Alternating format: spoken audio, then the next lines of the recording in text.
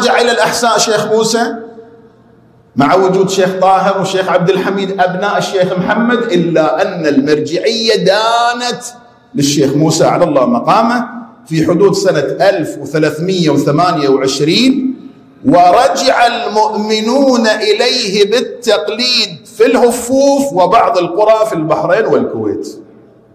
وهذا أكو درس إخواني الأعزاء، اللي يقول أنتم مرجعيتكم بالوراثة، المفروض تروح المرجعية لمن؟ حق أبناء شيخ محمد، صح ولا لا؟ مطلبة مراحة والنجف. فليش ما صارت لهم المرجعية؟ لأنهم ما كانوا أهل للمرجعية، وصارت لابن أخيه اللي هو شيخ موسى، لأنه أثبت وجوده وأثبت تضلعه في علوم أهل البيت سلام الله عليهم أجمعين. إذن هذا أول درس.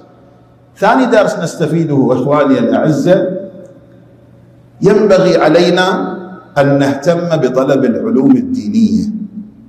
قرية مثل قرية العقار مما يؤسف له، وقبل عدة أشهر يمكن ما أدري سنة سنتين تكلمت وبح صوتي، يا جماعة نريد طلبة، نريد أئمة جماعة. ما يصير قرية وبلدة بهالحجم ما فيها طالب علم واحد. ما أخاف أقول كلمة شوي أتجاسر، تسمحون لي؟ تسمحوني ولا لا؟ يعني ماكو واحد كفو يصير طالب علم بهالبلدة كلها؟ ماكو واحد كفو؟ اسمحوا لي شوية أتجاسر عليكم، أنتم أهلي وأنتم إن شاء الله آبائي، وتتقبلون يا أمهات يا أخوات. ماكو واحد من أبنائكم كفو يصير طالب علم يتقدم ويأم الجماعة؟ هو إلى متى يتصل مسكين راشد فلان تجينا لو ما تجينا؟ إلى متى؟ فيكم الخير الكثير، فيكم الشباب، والآن أشوف ما شاء الله اليوم أكو شباب، تعال شجعه، قل له ادرس طلب علم، مو إلا تروح النجف. الآن الدراسة عن بعد موجودة. هذا يتيم عمره 12 سنة وأصر أن يذهب إلى النجف، وما رجع إلى الأحساء إلا مجتهدا ومرجعا، وقلده المؤمنون ووثقوا عليه في أخذ الحلال والحرام من محمد وآل محمد. اللهم صل على محمد. طبعا أكرر أسفي وأكرر اعتذاري، لكن هذا الحال ترى ما ينبغي أن يستمر. نعم إن شاء الله نجيكم، المشايخ يجونكم، لكن إلى متى؟ إن شاء الله فيكم الخير الكثير. وأنا أكثر من مرة كررت وأكدت، النجف الأشرف موجودة، اللي يبي يروح أنا أتكفل كل قضايا.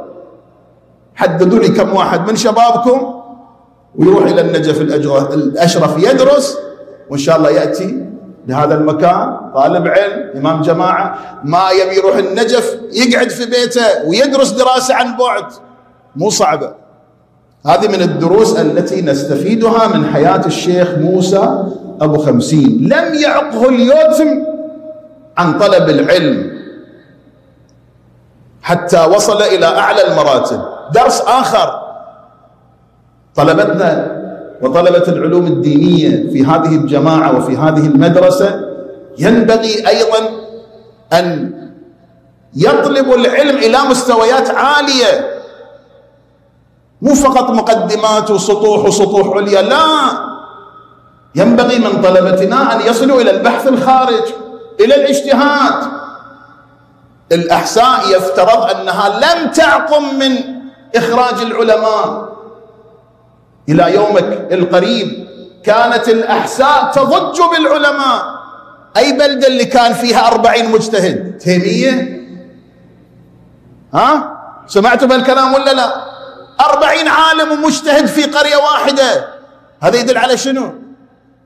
يدل على نبوغ، يدل على همة عالية.